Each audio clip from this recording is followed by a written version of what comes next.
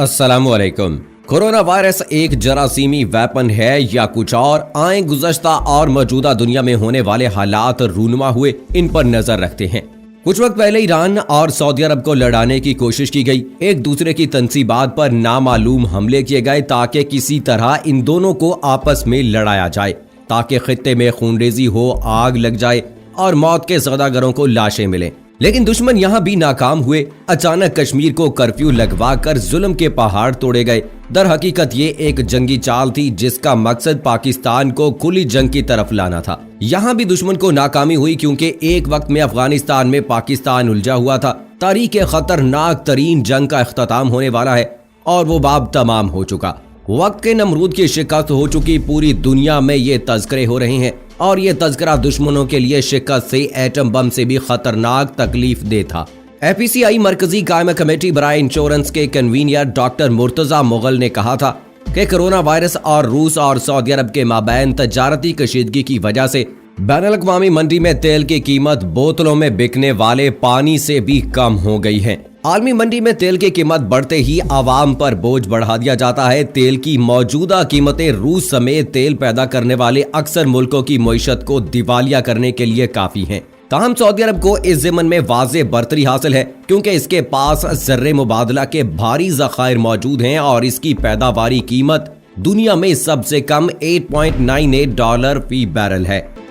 दोस्तों, अमेरिका में shell oil की पैदावारी लागत $23.35 फी बैरल, नॉन शेल ऑयल की लागत $20.99 फी बैरल और रूस की पैदावारी लागत $19.21 फी बैरल है। सऊदी फैसलों से तेल की दुनिया में इसकी हैसियत मुसल्लम हो रही है, मगर इससे ओपेक का वजूद खत्म हो सकता है क्योंकि दीगर तेल पैदा करने वाले ममालिक कीमतें बढ़ाने के लिए बेताब हैं। मगर सऊदी अरब का जारहाना मूड बरकरार है। अगर किसी तरह रूस और सऊदी अरब प्राइस वार खत्म हो जाए तो कीमतें दोबारा बढ़ना शुरू हो जाएंगी। कोरोना के हवाले से चीन और अमेरिका बज़ाहिर एक दूसरे पर इल्जामात लगा रहे हैं, मगर दोनों इस वबा से मुआशी फवायद उठाने की भरपूर कोशिश कर रहे हैं। इस वबा के नतीजे में सरमायाकारों के चीन से जाने के बाद चीन ने अपने मुल्क में मौजूद बेशतर बड़ी कंपनियों के शेयर्स को उनकी जदीद टेक्नोलॉजी समेत तकरीबन मुफ्त खरीद कर कौमिया लिया है, जिसकी तारीख में कोई मिसाल नहीं। दूसरी तरफ ट्रंप ने अपनी वजीर तवानाई को तेल की कम कीमतों से फायदा उठाकर बड़े पैमाने पर तेल जखीरा करने का हुक्म दे दिया है। इस वक्त सऊदी तेल की कीमत $25 फी बैरल है, जो कि रिकॉर्ड है। इसी तरह ट्रंप ने यूरोप सफर करने पर पाबंदी लगाकर यूरोप की मईशत की कमर तोड़ दी है, जिससे यूरोपीय मईशत को 33% खसारे का सामना है। मगर अमेरिका ने यूरोप सफर करने पर पाबंदी से बरतानिया को मुस्तस्ना करार दिया है। हालांकि वहां भी कोरोना वबा मौजूद है, जो कि बरतानिया और अमेरिका की मिली भगत है। शायद इसीलिए वो पहले ही यूरोपीय यूनियन से अलग हुआ था। दोस्तों, पूरी दुनिया को लॉकडाउन करके न्यू वर्ल्ड ऑर्डर और deal of the century agenda 2030 के नफाज के अलावा कौन से मकासद हासिल किए जा रहे हैं? मौजूदा सूरत हाल कुछ यूं है। ऑयल प्राइस नामी जरीदे के मुताबिक अब अगर तेल की कीमतें आलमी मंडी में ऊपर भी चली जाएं तो अमरीकी कंपनी शेल के लिए वापसी नामुमकिन होगी। शेल को खत्म करने का क्रेडिट सऊदिया को जाता है।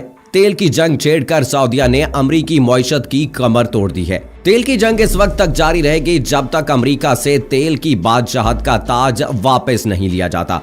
अमरीका और CIA से मोहम्मद बिन सलमान ने तख्ता उलटने की साजिश का बदला ले लिया। कोरोना और तेल की कीमतों की वजह से अमरीका अपने आप में लग चुका है, जबकि अमरीका सऊदिया और दीगर अरब ममालिक के खिलाफ नोपैक बिल सेनेट से वापस करवा चुका है, जिसके मुताबिक तेल की कीमतों में छेड़छाड़ और दीगर वजूहात की बिना पर अमरीका अरब ममालिक का पैसा जब्त कर सकता है, मुआशी पाबंदियां आयद कर सकता है। जो ममालिक पाबंदी के बाद उनके साथ काम करेंगे, इन पर भी पाबंदी आयद कर दी जाएगी। नोपैक बिल 17वीं मर्तबा सऊदिया को ब्लैकमेल करने के लिए इस्तेमाल हो रहा है। इस तरह देखा जाए तो दुनिया वाज़े तौर पर दो धड़ों में तकसीम होने जा रही है। ये इसराइल की सऊदिया को वार्निंग है कि रूस के साथ मिलकर साजिश क्यों की।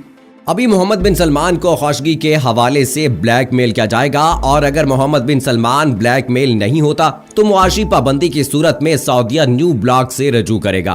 अमेरिका इसराइल की बैंड बजाएगी क्योंकि यहाँ सब ममालिक सऊदीया को वेलकम करने को तैयार हैं। तुर्किश न्यूज़पेपर के मुताबिक अमेरिका में शदीद बगावत के आसार पैदा हो चुके हैं। लोग तंग आकर सड़कों पर निकलने वाले हैं। आलमी सतह पर तेल की कीमतों में कमी वायरस की वजह से हालात का जिम्मेदार ट्रंप को ठहराया जा रहा है। मतवक्के बगावत से निपटने के लिए अमेरिकी अफवाज को हंगामी तौर पर 27 शहरों में तैनात किया जा रहा है। ये इसराइल की तरफ से सजा है ट्रंप के लिए। अफगानिस्तान से इसराइल की मर्जी के खिलाफ अफवाज क्यों निकालें और अमेरिकन अवाम ने ट्रंप का इस हवाले से साथ क्यों दिया। ऐन मुमकिन है लॉकडाउन खत्म होने तक अमेरिका की बदमाशी आखिरी सांसें ले रही हो। 18 माह से 2 साल तक अमेरिका को अपनी मईशत लॉकडाउन करनी पड़ सकती है।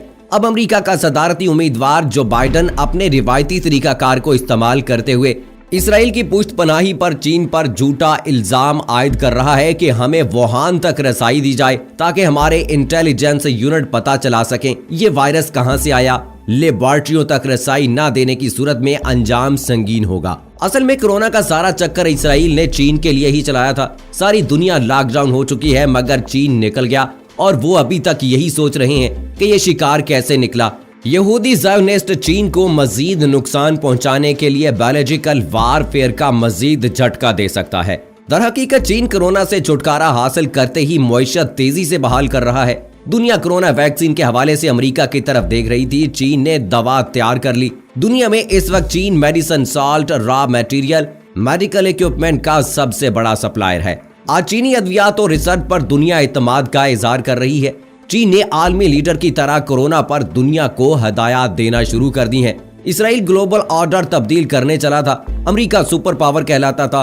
अब इसराइल खुद को डिक्लेयर करने जा रहा था। इस वक्त दुनिया आइसोलेशन में है। मईशतें तबाह हो रही हैं। चीन निकला तो कैसे निकला। कोरोना की वजह से चीन सुपर पावर बनने की तरफ गामजन हो चुका। रूस भी वैक्सीन बना चुका। चीन का लॉकडाउन से निकलने का मतलब है पाकिस्तान भी निकल गया, अफगानिस्तान भी निकल गया और इस तरह ये न्यू ब्लॉक प्लान मुकम्मल हो जाएगा। CPEC, Gwadar, one belt one road project मुकम्मल हो जाएगा। इसराइल के पास सुपर पावर का स्टेटस मिलने से पहले खत्म हो रहा है और ट्राइका बैंक में अमेरिका के जरिए झूठे दावे और चीन को संगीन नताइज की धमकियां मिल रही हैं। मनहूस यहूदी ज़ायोनिस्ट मोसाद इल्यूमिनाटी को new world order deal of the century plan खुड्डे लैन लगता नजर आना शुरू हो गया है। दूसरी तरफ अफगान तालिबान ने अफगानिस्तान में दाइश का सफाया शुरू कर दिया है। सैकड़ों दाइश एहलकारों ने सरेंडर कर दिया है। ट्राइका की हालत खराब हो रही है और लॉकडाउन के दौरान हालात बहुत खराब होने वाले हैं। बहरहाल बहुत मुश्किल है अब ज़ायोनिस्ट के लिए बहुत सारी सुपर पावर्स की मौजूदगी में न्यू वर्ल्ड ऑर्डर एजेंडा 2030 का नफाज, deal of the century plan का नफाज। आने वाले चैलेंजेस बहुत खतरनाक हो सकते हैं। तो दोस्तों, अमेरिका चला था इसराइल के साथ मिलकर चाइना को तबाह करने, चाइना की मईशत को तबाह करने। लेकिन अब कुछ दिनों से आप देख रहे हैं कि चाइना में वबा जो है मुकम्मल तौर पर कंट्रोल में है और वहां पर कोई भी मरीज जो है वो रिपोर्ट नहीं हो रहा है। लेकिन जहां तक बात है अमेरिका की, तो कहा जा रहा है कि आइंदा चंद आने वाले दिनों में अमेरिका जो है वो कोरोना वायरस का गढ़ बन सकता है। इसी तरह से बर्तानिया में भी कोरोना की वबा बुरी तरह से फैल रही है। इससे पहले इटली जो है वो बुरी तरह तबाह हो चुका है। 8000 के लगभग हलाकतें हो चुकी हैं कोरोना वायरस से। तो दोस्तों, यहाँ पर हमें इन बातों से सबक सीखने की जरूरत है कि जिस तरह से चाइना ने कंट्रोल किया है हमें भी उसी तरह से कंट्रोल करना होगा। लेकिन यहाँ खुशाइंद बात यह है कि पाकिस्तान की चाइना के साथ बड़ी अच्छी दोस्ती है। पाक चीन ताल्लुकात अहमियत के हामिल है। अगर चाइना ने इस वबा पर कंट्रोल पा लिया है तो इसका मतलब है कि पाकिस्तान भी इस वबा से जल्द ही निकलने में कामयाब हो जाएगा। और जाहिर है बहुत सारे मुल्कों को इससे तकलीफ होगी कि पाकिस्तान तरक्की करे और जो वबा बर्तानिया में और दूसरे यूरोपियन कंट्रीज में तबाही मचाए हुए है, अगर उस वबा से पाकिस्तान बच जाता है तो यकीनी तौर पर अमेरिका को और बर्तानिया को इससे बहुत तकलीफ होगी। और सबसे बड़ी प्रॉब्लम उनको चाइना से है कि चाइना जो है वो पाकिस्तान को सपोर्ट कर रहा है। चाइना की बढ़ती हुई मईशत को और उनकी बढ़ती हुई तरक्की को देखकर सदर डोनाल्ड ट्रंप के पेट में मरोड़ उठ रहे थे। इसी वजह से उसने जो प्लान किया उसमें वो मुकम्मल तौर पर नाकाम हो चुका है और अब उसे लाले पड़े हैं अपनी जान के। अब उसे अपने वतन अमेरिका के जान के लाले पड़े हैं कि कहीं उसका अपना वतन ही इस वबा की वजह से तबाह बर्बाद ना हो जाए। तो यहाँ पर हमें अपनी हुकूमत पाकिस्तान का साथ देने की जरूरत है। चाइना का साथ दिया हमने, चाइना हमारा साथ दे रहा है और इंशाल्लाह आने वाले चंद दिनों के अंदर इस वबा पर जो है भरपूर तरीके से काबू पा लिया जाएगा। अब तक पाकिस्तान में तकरीबन 1100 के लगभग जो है वो मरीज रिपोर्ट हो चुके हैं और 8 हलाकतें भी हो चुकी हैं। लेकिन अगर भरपूर तरीके से इस वबा से बचने की एहतियाती तदाबीर इख्तियार की जाएं तो यकीनी तौर पर इस वबा से जान छुड़ाई जा सकती है। और जहां तक बात है वैक्सीन के तैयार करने की या इस वबा से बचाव के लिए कोई दवाई तैयार करने की, तो डॉक्टर ताहिर शम्सी ने इस बात का ऐलान कर दिया है कि वो बहुत जल्द इंशाअल्लाह एक ऐसा सिलसिला बनाएंगे कि कोरोना वायरस के मरीज ही से ब्लड प्लाज्मा लेकर दूसरे मरीजों को लगाएंगे, जिससे वो सेहतयाब हो जाएंगे। सो दोस्तों, पाकिस्तान के लिए खुशाइंद खबरें भी कुछ आ रही हैं। इंशाअल्लाह आने वाले चंद दिनों के अंदर पाकिस्तान एक खुशहाल मुल्क की जाने बढ़ेगा, तरक्की करेगा। और इंशाअल्लाह इन्हीं दुआओं के साथ मैं आपसे अगली वीडियो तक के लिए इजाजत चाहता हूँ। फी अमानिल्लाह।